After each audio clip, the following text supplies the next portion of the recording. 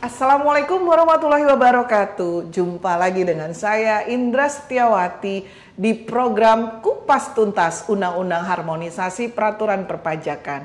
Kali ini kita akan mengupas tuntas salah satu klaster yang ada dalam Undang-Undang Harmonisasi Peraturan Perpajakan, yaitu mengenai pajak pertambahan nilai PPN. Perubahan Undang-Undang PPN ini akan berlaku nanti mulai tanggal 1 April tahun 2022. Undang-Undang HPP disusun dengan pertimbangan untuk meningkatkan pertumbuhan perekonomian yang berkelanjutan dan mendukung percepatan pemulihan perekonomian. Perlunya strategi konsolidasi fiskal yang berfokus pada perbaikan defisit anggaran dan peningkatan rasio pajak yang antara lain dilakukan melalui penerapan kebijakan peningkatan kinerja penerimaan pajak, reformasi administrasi perpajakan, peningkatan basis perpajakan, penciptaan sistem perpajakan yang mengedepankan prinsip keadilan dan kepastian hukum, serta peningkatan kepatuhan sukarela wajib pajak. Kali ini saya akan ditemani oleh seorang narasumber handal, yaitu Kang Roni Rovinka, yaitu merupakan fungsional penyuluh pajak muda yang ada di Kanwil DJP Jakarta Selatan 2. Hanya di program Kupas Tuntas Undang-Undang Harmonisasi Peraturan Perpajakan.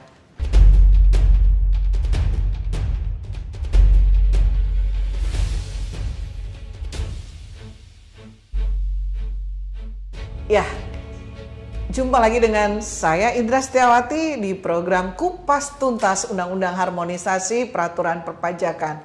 Seperti saya sampaikan tadi, saya sudah ditemani dengan seorang narasumber handal kita, seorang penyuluh pajak muda, Kang Roni Rovinka. Kumaha dapang Kang Roni? Alhamdulillah saya damang ya. Damang. Kita jumpa lagi dengan kawan pajak di acara yang sama nih, Kupas Tuntas Undang-Undang HPP. Nah, kali ini Kang Roni kita akan membahas dan mengupas tuntas terkait dengan perubahan Undang-Undang PPN, pajak pertambahan nilai, yang kita tahu bahwa itu menjadi satu klaster di dalam Undang-Undang HPP kita yang sudah sudah disahkan ya.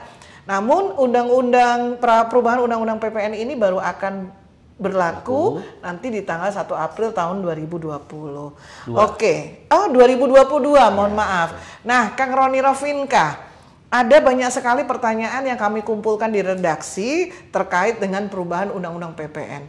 Adanya banyak ketakutan masyarakat nih Kang Roni. Betul. Katanya nanti sembako lah dipajakin, kena PPN tinggi, jasa pendidikan kena PPN lagi, yang inilah yang itulah.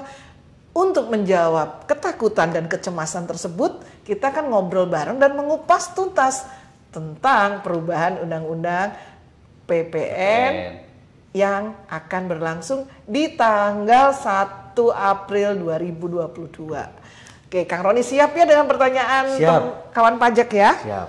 Oke, Kang Roni, sebuah peraturan dibuat pasti ada latar belakangnya dong, tentunya ada tujuannya.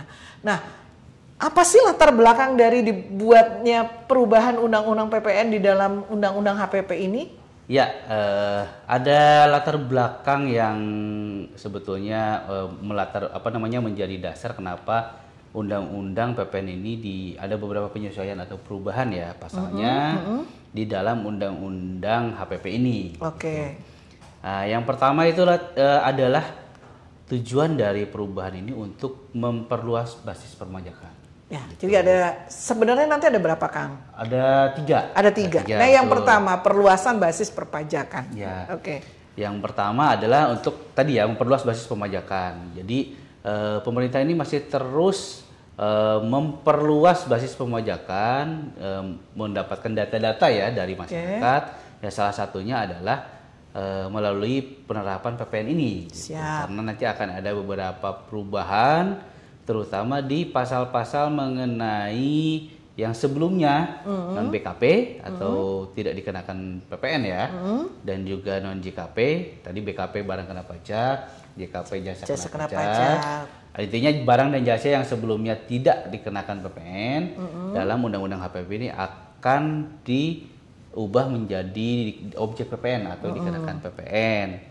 Tetapi tentu ada masyarakat tidak perlu khawatir ya. Pemerintah juga pasti sangat concern dengan kepentingan masyarakat, terutama di kebutuhan-kebutuhan pokok dan mungkin jasa-jasa yang memang sangat dibutuhkan oleh masyarakat seperti pendidikan misalnya, kesehatan gitu. Kemudian sembako, beras, gula gitu ya. Dan nanti akan ada mekanisme sendiri mengenai pembebasan PPN gitu yang diatur oleh Peraturan Menteri Keuangan. Siap. Itu yang pertama ya Kang. Lalu yang kedua Kang, latar belakangnya apa itu? Yang kedua ini adalah pemerintah kita, terutama mungkin Kementerian Keuangan dan Direktorat Jenderal Pajak ya.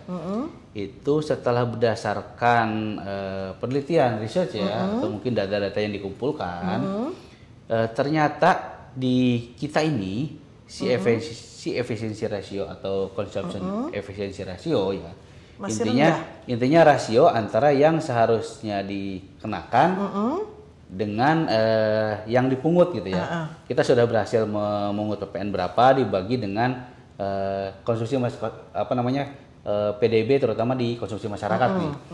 Nah, itu berapa persen? Harusnya kan 100%.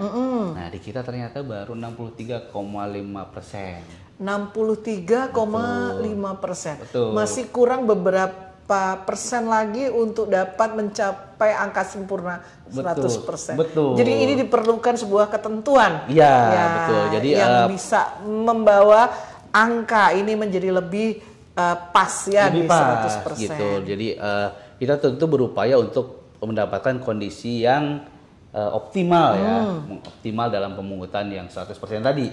Nah, itu juga menjadi tujuan nih untuk adanya perubahan di Undang-Undang HPP ini, terutama klaster PPN. Siap. Nah, yang ketiga juga ada tax expenditure gitu ya, atau mungkin belanja pemerintah. Itu kan ada juga yang dibebaskan nih beberapa nih gitu ya. Itu kan akan kita tingkatkan gitu ya, menjadi tax expenditure-nya menjadi lebih tinggi gitu. Khusus untuk pengeluaran pemerintah ya. Jadi bukan yang ke masyarakat tapi memang yang untuk ke pemerintah khusus ya, peraturan khusus. Oke. Tadi kita sudah bicara mengenai latar belakang. Lalu Kang, kalau latar belakang kita sudah tahu, tentunya juga pemerintah akan mengatur pokok-pokok penting yang diatur. Nah, pokok-pokok penting yang diatur itu apa aja, Kang? Ya, ada 3 ya pokok penting atau mungkin pokok-pokok perubahan. Yang pertama adalah tadi tentang objek ya, objek yang non BKP jadi BKP itu kan objek tuh. Iya betul. Lalu yang kedua adalah mengenai penyesuaian tarif. Ini kan isunya juga sensitif ya, udah mau objeknya dikenakan, terus tarifnya juga dinaikkan gitu kan, ya. Tarifnya disesuaikan gitu. Tapi nanti kita akan bahas nih mengenai tarif tadi yang mengenai pokok perubahan objek, tarif, dan satu lagi adalah mengenai kemudahan dan kesederhanaan. Kemudahan dan penyederhanaan. Betul. Jadi intinya nanti akan ada, sudah ya, ditetapkan mengenai adanya yang namanya PPN final, yang memang menyederhanakan dan juga memudahkan dalam hal administrasinya kepada wajib pajaknya atau kepada PKP-nya nih gitu. Sehingga nantinya tidak ada alasan lagi mungkin untuk para PKP yang mungkin yang masih UMKM gitu ya, yang memang tidak bisa meng-hire untuk tenaga konsultan atau mungkin tenaga pembukuan dan pajak gitu yang mumpuni gitu ya. Nah, itu nanti akan kemudian diberikan suatu fasilitas yang namanya PPN final sehingga memudahkan. Itu pokok yang penting yang diatur ya dalam perubahan Undang-Undang PPN. Nah, itu tadi sudah Kang Roni. Lalu yang saya ingin tanyakan, dari Kang Roni menyebut kata PKP, pengusaha kena pajak. Nah, sebenarnya itu nanti ngaruh banget nggak sih PKP dengan perubahan undang-undang ini gitu Kang? Ada nggak yang saya sudah jadi PKP kemudian ada undang-undang ini nggak jadi PKP lagi gitu? Tidak ada ya, tidak ada perubahan gitu. Atau malah mungkin tadi memperluas basis pemajakan gitu. Terutama yang sebelumnya mungkin belum PKP karena misalnya barang tadi PKP untuk wajib pajak untuk yang melakukan transaksi barang pokok misalnya.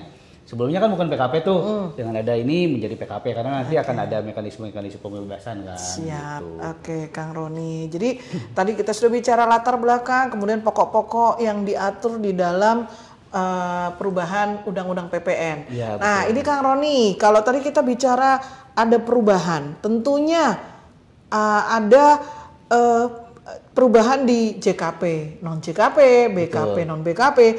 Pasti akan ada perubahan tarif. Ini yang ditunggu-tunggu masyarakat nih. Kawan pajak pasti tidak sabar. Ini sebenarnya tuh kalau sudah berubah aturannya, ada perubahan tarif, nyusahin nggak ya? Jangan-jangan tarifnya makin tinggi nih gitu. Nah ini gimana Kang Roni? Mungkin Kang Roni bisa menjelaskan ke kawan pajak. Baik, Miss. Kawan pajak begini ya. Memang akan ada penyesuaian gitu ya, terutama untuk tarif PPN yang sebelumnya 10%. Ya. Nah, di April 2022 itu akan disesuaikan menjadi 11% tarifnya. Dan maksimal nih di Januari 2025 itu akan disesuaikan menjadi 12%. Wah, kok naik gitu ya? Naik. Ya memang ada naik sih gitu, cuman pasti ada latar belakangnya juga. Siap. Ada latar belakangnya. Ya. Kenapa sih sebetulnya tarif ini dinaikkan? Nah, yang pertama itu kita lihat bahwa setelah dibandingkan dengan OECD nih, OECD mungkin teman kawan pajak nih apa sih OECD gitu? OECD itu ya kumpulan negara-negara yang maju lah gitu ya, yang terkait dengan perjanjian-perjanjian pajak dan juga perjanjian ekonomi. Nah itu tarifnya bahkan 19%. Di negara-negara OECD maju itu hingga 19% untuk pemungutan PPN ya, tarif PPN ya betul, gitu. Betul. Di global nih, di seluruh dunia itu 15,6%. 15,6%. Oke. Kan kalau kita melihat agak jauh ya dari tarif yang saat ini 10%. Nah, maka itu pemerintah kemudian menyesuaikan gitu tarifnya menjadi 11% dan nanti di maksimal di Januari 2025 itu menjadi 12%. Itu angka maksimal di 12%. Ada angka rendahnya nggak sih? Enggak. Tapi ada pemerintah juga tidak saklek langsung plak segitu, pokoknya segitu enggak. Di pasal 7 ayat 3 ya di undang-undang ini HPP ini dibahas atau diatur mengenai volatilitas ya atau mungkin up and down-nya atau naik turunnya mengenai tarif ini. Bahwa tarif PPN ini boleh paling rendah di 5% dan paling tinggi di 15%. 15%. Kedepannya mungkin akan volatil nih atau mungkin tidak akan sama gitu ya tarif PPN ini seperti yang kemarin yang 10% tuh bertahan berapa lama gitu. Nanti akan ada penyesuaian tertentu tergantung kondisi ekonomi mungkin. Jadi akan lebih fleksibel mengikuti perkembangan dunia usaha ya. Betul. Kalau memang harus kita mengikuti dunia secara global, ya kita akan naikkan. Mungkin kalau kita lihat dari keadaan perekonomian nasional seperti saat ini pandemi, bisa juga nanti akan disesuaikan gitu ya. Yang pasti dengan adanya undang-undang HPP ini pemerintah sangat berpihak kepada rakyat kecil sih ya. Dan nanti akan tarifnya nanti akan ditetapkan melalui peraturan pemerintah. Khusus, Jadi tidak usah lagi mengubah undang-undang nih nanti, ada peraturan pemerintah. Gitu. Tapi tentu sebelumnya harus dimasukkan ke RAPBN dan disetujui dengan oleh pemerintah bersama dengan DPR gitu. Tentu ada penyesuaian yang akan dilakukan, tapi akan melibatkan beberapa pihak terutama di DPR dan pemerintah. Gitu. Siap. Nah, Kang Roni, kalau tadi kita bicara tentang perubahan tarif, kemudian efektivitas pemungutan seperti itu yang dari tadinya cuma 63,5%, kita menginginkan untuk 100%. Pastinya ada mekanisme dong, Kang Roni nanti ya untuk pemungutannya. Ini ada aturan khusus atau nanti akan ada peraturan yang diterbitkan oleh pemerintah kembali atau seperti apa nih Kang Roni? Atau memang sudah ada di dalam undang-undang ini, di perubahan undang-undang PPN ini? Iya, jadi memang di perubahan undang-undang PPN ini itu kan ada tadi ya, ada pokok-pokok pentingnya tadi ya, yang 3 hal tadi yang tentang objek, lalu juga kemudian tentang tarif tadi penyesuaian dan juga tentang kemudahan. Gitu. Memang ada pasal baru ya, nah tentang PPN final. Gitu. Iya.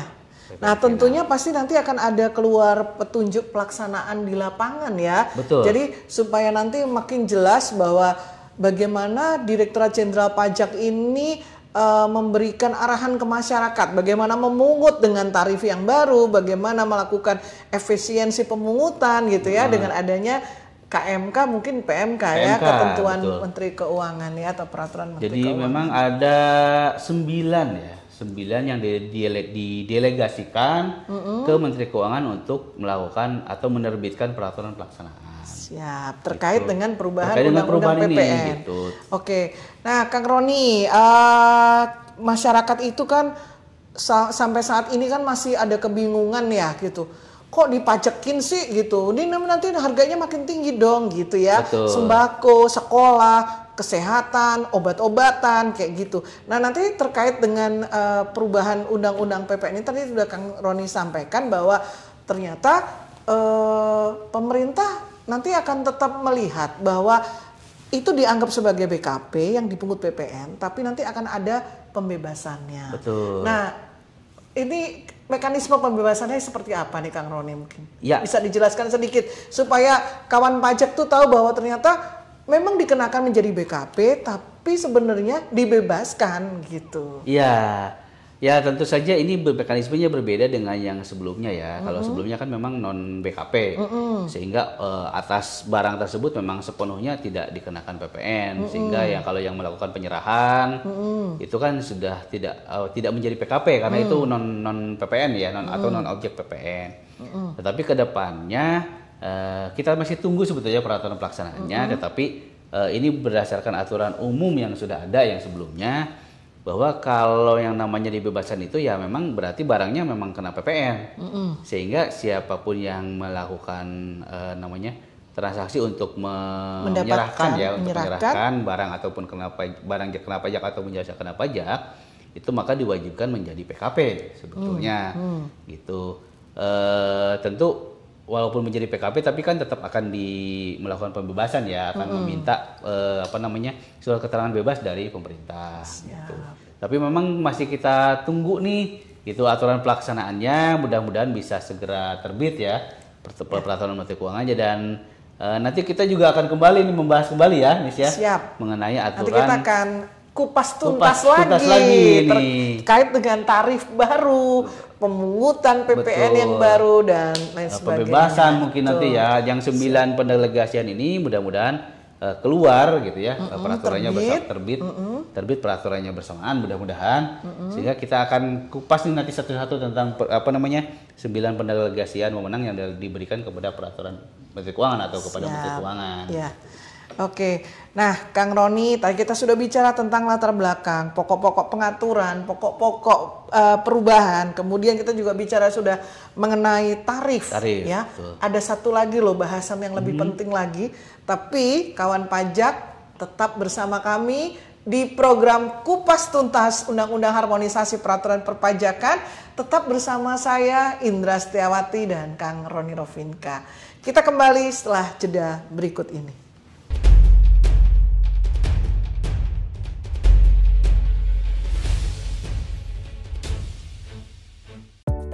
Menjadi sukses dimulai dengan lebih bijaksana dalam mengelola waktu.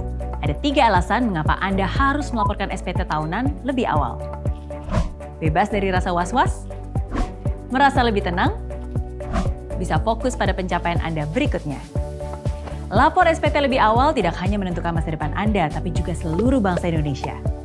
Saya sudah lapor SPT. Bagaimana dengan Anda?